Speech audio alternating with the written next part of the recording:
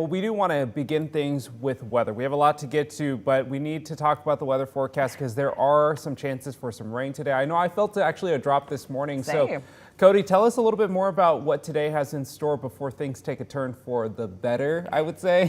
For the warmer, a turn Yeah, for there the you warmer go. to say the least. Well, yeah, we are seeing some showers this morning to get us going for your Monday, particularly as we zoom in around Pomeroy, around Lewiston, St. Mary's, Coeur d'Alene. So some of us getting some of that active weather this morning. For the most part, it's been pretty light. I even felt a few drops as I was hustling from my car to the station this morning, but those at the time is the lightest of drops this morning. Right now, to take a look at downtown Spokane, temperatures at the Spokane airport are at 51 degrees right now. We are seeing cloudy skies throughout much of the region. Winds coming out of the southwest at 8 miles per hour this morning. Around the region, take a look at Wenatchee and Moses Lake. They're getting some sunshine this morning. Temperatures across the region mostly in the 50s. Sandpoint continues to hang on to those upper 40s this morning. A little cloudy around the panhandle of Idaho. But for the next 12 hours, we are seeing temperatures warming up more into those upper 60s by the time we get to our late afternoon hours. Those clouds look to stay with us for most of today. But as we check in with our 3-day forecast, we are looking to see that chance for today of temperature of highs reaching up into the low 70s with some isolated showers and some thunderstorms in our forecast. As we head into Tuesday, into Wednesday, we start to see a little more sunshine moving in, a little warmer weather when it comes to our temperatures, to the point where as we start heading to the first full week of summer, of actual summer season, because the summer solstice is tomorrow, we might get to about 80s potentially this weekend. A little far out, but we've got that chance right now. Well, a traffic alert for you all this morning. Today, the city of Spokane Valley starts construction on a new roundabout. Now, they'll be replacing the intersection at Barker Road and Sprague Avenue with a single-lane roundabout. Construction is expected to finish in August, so if you need to get around this intersection, you can take the detour that's highlighted there in red on your screen. So you can take South Green Acres to East 4th Avenue to South Hodges to get back onto Sprague. Well, to an update about the 31 men arrested in the back of a U-Haul over a week ago. The men have ties to a white nationalist hate group and plan to riot at the North Idaho Pride Festival. Now, so far, we've only had video capturing the moment when police arrested the hate group. But now we've discovered video that takes you inside the U-Haul before they were arrested. So the hate group Patriot Front posted this edited video last week to Odyssey.com. Now, it's an alternative video sharing site similar to YouTube. It captures the hate group's conversations while inside that truck.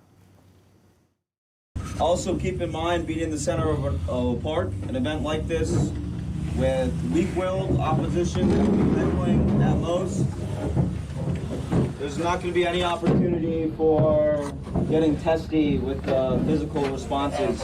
So mind your P's and Q's. Well, then later, the video jumps to the moment when police open the back of the U-Haul. Once the group is detained, you can hear someone telling the group what they should tell police. The only thing you should be telling, name, date of birth, and you're an activist, you should peaceably assemble. That's the only thing you tell them. Now, the video claims police did not do a thorough search, which is why one of the men still had a camera. Now, the video then shows the group on their way to jail, and at one point, the man who looks like the leader of the group, Thomas Rousseau, makes comments about there being no evidence against them. Earlier this week, we confirmed 2 of the 31 men arrested have ties to Spokane and former Washington legislator Matt Shea. They are Michelle and Josiah Buster. In a recent podcast, Shea claims Matt Buster and his sons Michelle and Josiah are not a part of his church, On Fire Ministries. The state Republican caucus expelled Shea after an investigation found he committed acts of domestic terrorism.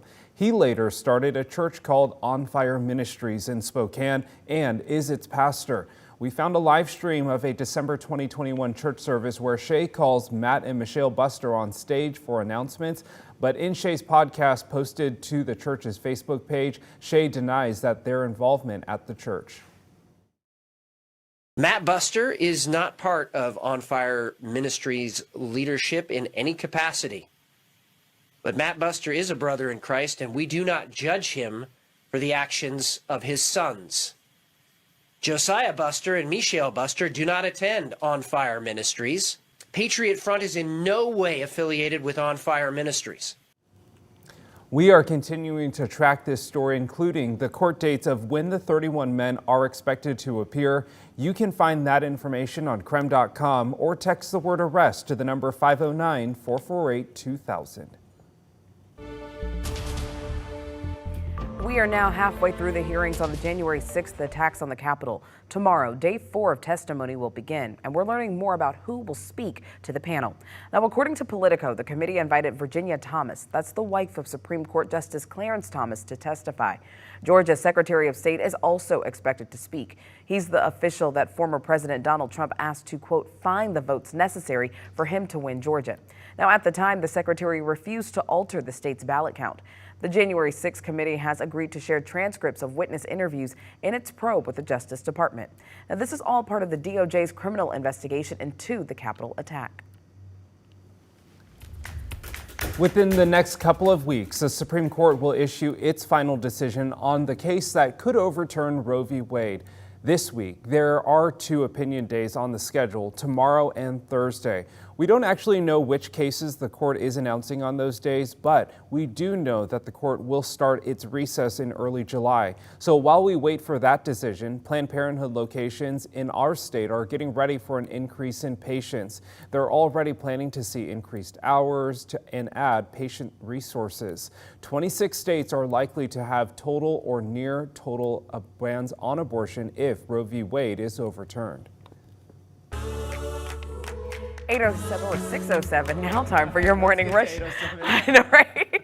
Looking ahead, everyone. Well, Juneteenth might have been yesterday, but the federal holiday is actually being observed today. So in honor of that, there will be some closures here in Spokane. Spokane City Hall, the municipal and county courts, and all Spokane public library branches will be closed. Also, Spokane City Council will not meet today. Another heads up, it is a parking holiday, so that means free metered parking. A man and woman accused of harming a baby have pleaded guilty to abuse. 26-year-old Nicholas Branson is charged with 2 counts of injury and sexual abuse to a child. 26-year-old Haley Harris also pleaded guilty back in March for injury to a child. Police arrested them back in January following a month-long investigation by the Kootenai County Sheriff's Office. The investigation came after they received reports of a 7-week-old infant with traumatic injuries. Governor Brad Little has signed a state disaster declaration for 2 North Idaho counties. Excessive rainfall caused flooding on roads and bridges throughout Nez Perce and Idaho counties. Now, the declaration allows funding to be made available to those counties to help with response and repair efforts. This is the first weather-related declaration from Governor Little this year.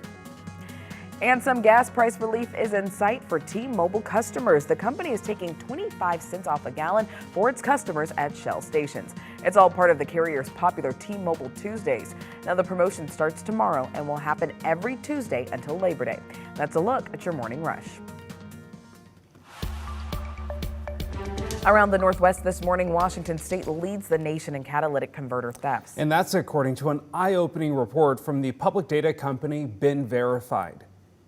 Since 2019, that 3-year time frame, if you look at that, 10,000% different last year versus 2019. And then just in the thefts so far this year are more than 2019 and 2020 totaled together. During the last legislative session, state lawmakers passed a bill to deter thefts. It requires scrap metal dealers to have more documentation when buying catalytic converters. It also created a task force to investigate the problem, but a state senator says more needs to be done. What we need is action, and we need a direct plan to deal with these crimes. And this session, I'm going to be more than happy to, if I have to, reintroduce some tougher legislation. That bill to deter catalytic converter thefts takes effect on July 1st. The Nez Perce tribe signed an agreement with the U.S. Forest Service to team up on projects in the Nez Perce Clearwater National Forest. Now, this agreement is through the Good Neighbor Authority, which promotes restoration work on Forest Service land. It will focus on efforts to make forests less susceptible to wildfires. The two say they share a common interest in fostering a healthy and resilient ecosystem. And after announcing it last summer, the U.S. Department of the Interior finally has transferred the National Bison Range back to the Salish and Kootenai tribes. It's an important step in restoring tribal homelands. The restoration allows tribes to manage the resources and wildlife on the 18,000 acres of land for the first time in 112 years.